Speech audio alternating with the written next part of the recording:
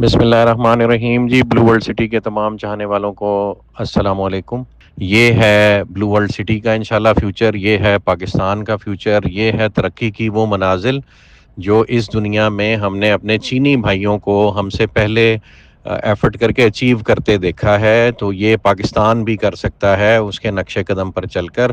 پاکستان الحمدللہ ایک nuclear state ہے، ایک ملٹری مائٹ ہے جس کی ریکگنیشن پوری دنیا نے الحمدللہ کر لی ہے، اور آنے والے وقت میں آپ صلی اللہ علیہ وسلم کی احادیث کے مطابق اس امت سے، اس قوم سے، اس فوج سے، اس نیوکلیئر سٹیٹ سے جو کام لیا جانا ہے اسلام کی نشات ثانیہ کا، اس میں پاکستان کا ایز اکنامک جائنٹ ہونا بھی بہت ضروری اور اس وقت کا تقاضا ہے۔ اس کو مد نظر رکھتے ہوئے ہم من حیث القوم ایک ایفرٹ شروع کریں، اور اپنے زندگی کے ہر شعبے میں، ہر کاروبار کے ہر شعبے میں، چاہے وہ جس بھی فیلڈ سے منسلک ہے، وہ انجینئرنگ سے ہے، وہ ڈاکٹریٹ سے ہے، وہ ڈاکٹر ہے، وہ پبلک سرونٹ ہے، وہ ملٹری کا آفیسر ہے، ہم لوگوں نے ایز اے قوم ایفرٹ کر کے لیڈ کرنا ہے پوری امت کو۔ اللہ پاک نے یہ رول اس امت کو، اور ہمارے جو سپہ سالار ہیں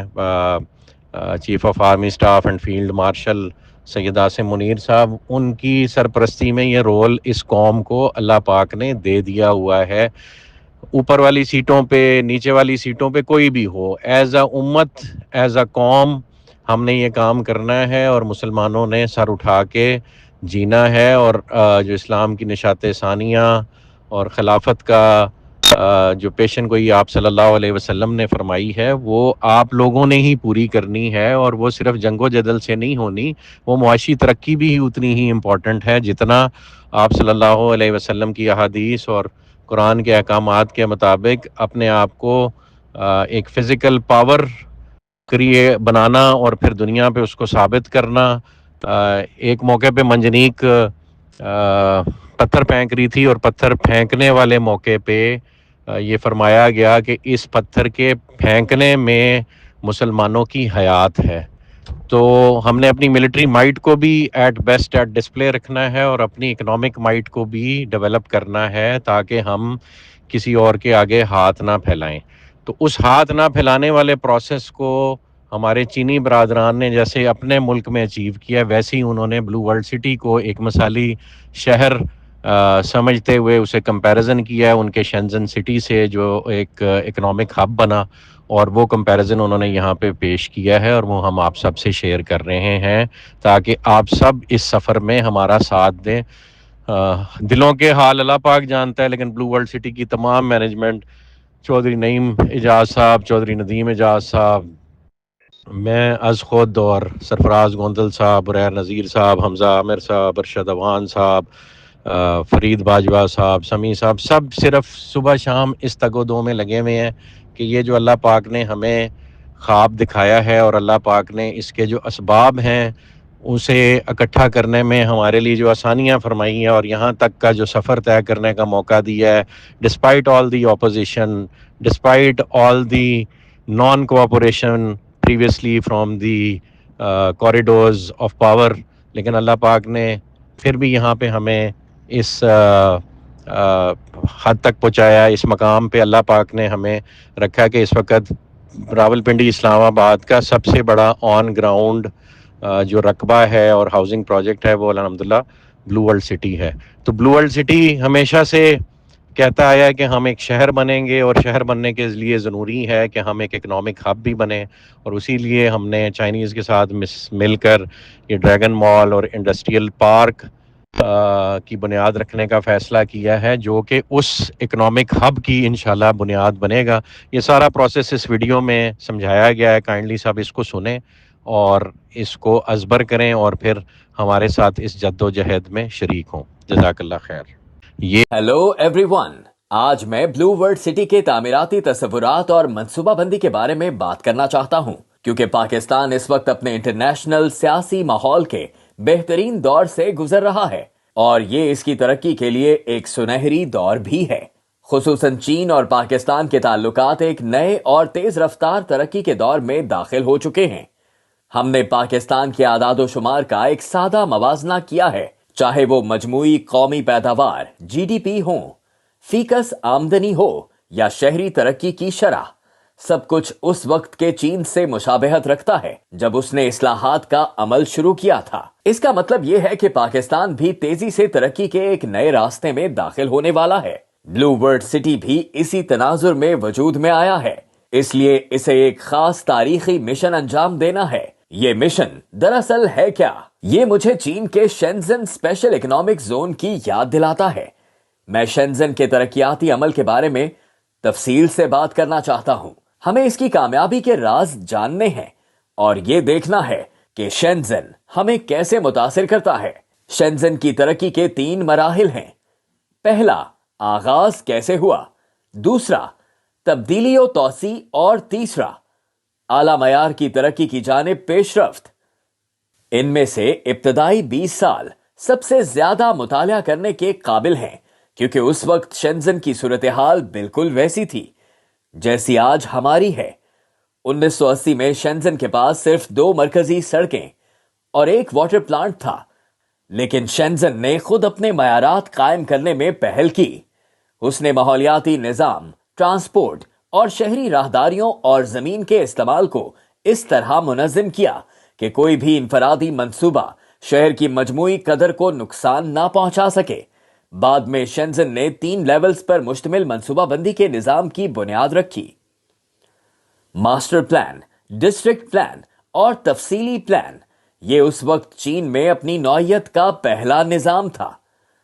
मजीद ये कि हुकूमत के अंदर ऐसे डिपार्टमेंट्स कायम किए गए जो इन मंसूबों को अमली तौर पर नाफिज करने के जिम्मेदार थे। इसी बुनियाद पर शेंजन ने अपना पहला मास्टर प्लान तैयार किया। इसमें तरक्की के अहदाफ, सिमत, स्केल और शहरी अफाल को वाज़े तौर पर बयान किया गया। दिलचस्प बात यह है कि शेंजन ने इब्तिदा में क्लस्टर लेवल के तरक्याती मॉडल को अपनाया।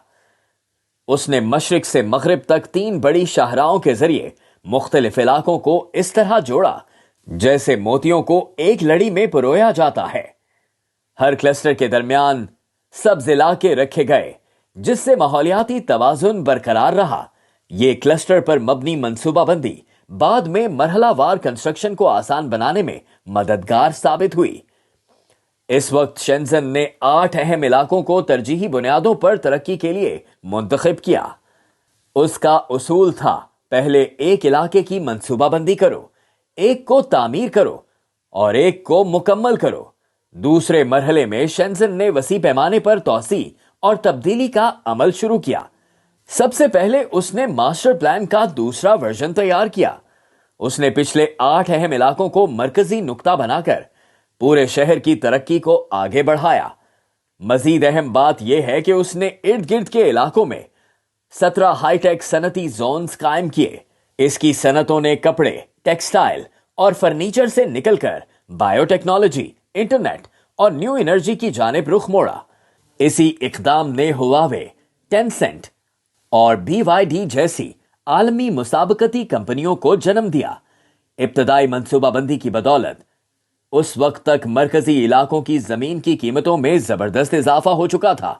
शहर को अपनी तरक्की के लिए मालियाती और अकाउंटिंग सनतों की भी जरूरत थी। चुनाचे दूसरे मरहले में शेंजन ने मरकजी शहरी इलाके की तामीर मुकम्मल की और शहरी ढांचे और सनती निजाम में तब्दीली ले आया।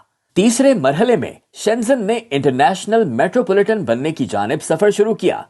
इसी दौरान इंटरनेशनल एयरपोर्ट्स, रेलवे स्टेशंस और बंदरगाहों समेत बुनियादी ढांचे को जदीद बनाया गया। उसी वक्त चांगहाई सेंटर, सुपर हेडक्वार्टर्स बेस और मैरीन इंडस्ट्री न्यू सिटी जैसे मंसूबों के जरिए शेंजन ने इंटरनेशनल इंडस्ट्रियल मुकाबलों में हिस्सा लेना शुरू किया। इन 45 सालों में शेंजन की जमीन की कीमत में जबरदस्त इजाफा हुआ।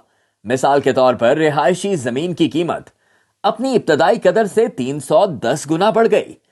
अब अगर हम ब्लू वर्ल्ड सिटी की तरफ वापस आएं तो जवाब वाज़ेह है। ब्लू वर्ल्ड सिटी किसी आम इलाके का नाम नहीं, ये एक बाहमी ताउन का मॉडल जोन है जो पाक चीन दोस्ती की अलामत है। एक मुस्तकबिल का मिसाली शहर जो पाकिस्तान के बुलंद उड़ान वाले उकाब की अलामत है, जो 5 मिलियन से ज्यादा आबादी पर मुश्तमिल عظیم میٹروپولیٹن سٹی ہے اور ایک ایسا خوابوں کا شہر ہے جس کی تمنا پاکستان کا ہر نوجوان کرتا ہے۔ ایسے عظیم تاریخی مشن کے سامنے ہمیں کئی چیلنجز کا سامنا ہو سکتا ہے، مثلاً منصوبہ بندی میں نئے شہر کے تعمیراتی معیارات کیسے طے کیے جائیں، شہر کی شناخت اور پوزیشننگ کیسے متعین کی جائے، اس کے خصوصی فریم ورک کو کس طرح تشکیل دیا جائے اور وسائل کے بہتر اشتراک سے منفرد اقدار کیسے پیدا کی جائیں۔ تعمیر کے مرحلے میں کون سی صنعتیں فروغ پائیں، ترقی کو منظم انداز میں کیسے آگے بڑھایا جائے، ترقی کا ابتدائی محرک کہاں سے آئے گا، کن علاقوں کو پہلے تعمیر کیا جائے اور ان سب کے عملی ممکنات فیزیبلٹی کیا ہوں گے، انتظامات اور عمل درآمد کے لحاظ سے مزید تعمیراتی فنڈز کیسے حاصل کیے جائیں، ہر مرحلے میں کیا اقدامات کیے جائیں اور ان پٹ اور آؤٹ پٹ میں توازن کیسے قائم رکھا جائے۔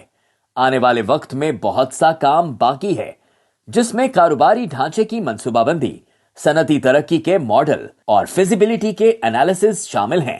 آخر میں ہم امید کرتے ہیں کہ یہ اسپیشل سٹی اپنے منفرد تعمیراتی معیارات و منصوبہ بندی کو قائم کرے گا جو نیشنل سٹینڈرڈ لیول سے بھی بلند ہوں گے۔